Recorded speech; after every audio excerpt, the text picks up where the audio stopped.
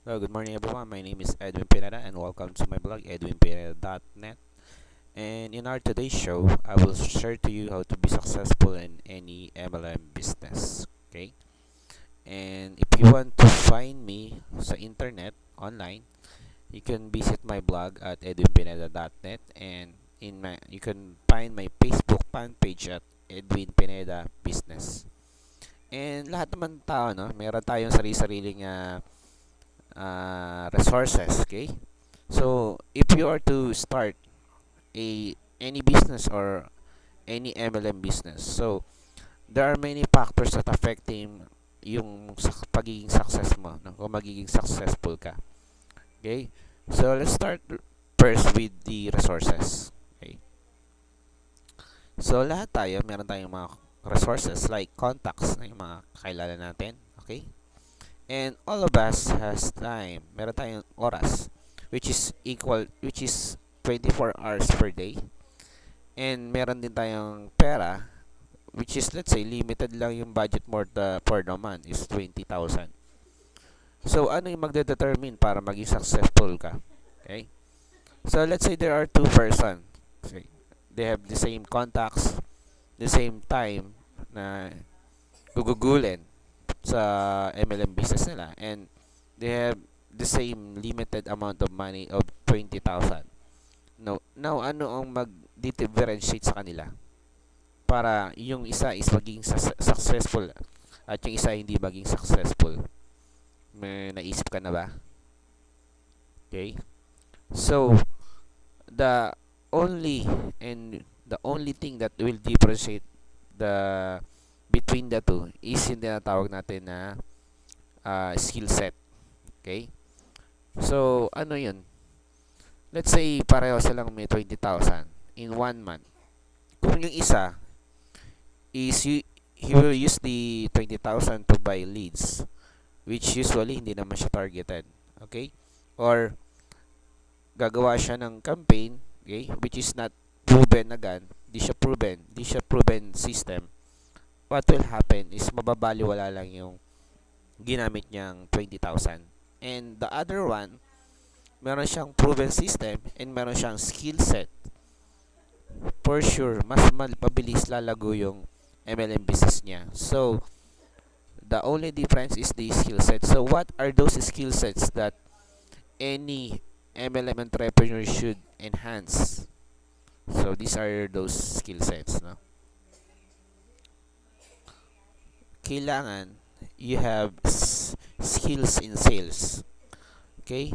So, ito usually pag sinabing join my company, you don't need to sell, ay ano po 'yon? Medyo misconception po 'yan sa network marketing. When you are in a network marketing company, you must have skills in selling, in sales. So, you must hone your talent, your skills in sales. Another one, you must have skill set in marketing. What do you mean by marketing? So I will discuss this further in sa mga susunod na vlog ko. Marketing is a ito yung skills mo wherein you can yung product or service mo is may position mo siya in front of those person who really need those products and services. That is marketing. Okay? And closing. Okay? Presenting. So all of these skills, you need these skills para magtagumpay ka sa MLM business. Okay? Objection handling, copywriting, and you must have your own system. So, if you are going or mag-start ka pa lang ng any business or you are going to start in a network marketing business, these are the things that you should dito ka dapat mag-umpisa, no? Hindi ito yung dapat mong pagtuunan ng pansin. Dito ka dapat kung kinakailangan gumastos ka para matutunan mo lahat ng ito. Ito yung dapat mong gawin para magtagumpay ka sa MLM business mo. Okay? So ano magiging results? Kung isang tao walang skill set ng ganito, for sure wala ring result yung ano niya, no? Yung effort niya. Now, kung ikaw, meron ka nito, meron kang skills nito, so anong results? Let's see. Magkakaroon ka ng malaking organization, correct? Kasi you have the step by step procedure. You have the system, you have the skill set. For sure, makakabuo ka ng isang malaking organization, makakabuo ka ng isang malaking team. And because of that, meron kang malaking big recurring income. Okay? Meron kang paycheck every month, which is big enough to support your family and big enough para magkaroon ka ng financial freedom and time freedom. Which is, ito naman talaga yung inahabol natin. So, network marketing is only our vehicle para makuha natin yung financial freedom. Okay? When do you mean by financial freedom? Di mo na kailangang araw-araw pumasok pagtrabaho para may kainin ka sa pang-araw-araw, may panggastos ka pang araw-araw. And for the time freedom, because meron kang financial freedom, you have, mas marami ka ng oras sa pamilya mo. Mas marami ka ng oras para makasama mo yung mga anak mo, makasama mo yung mahal mo sa buhay sa bahay, or gusto mong i-treat sila, okay, like simple vacation, meron ka, okay, meron ka ng time freedom.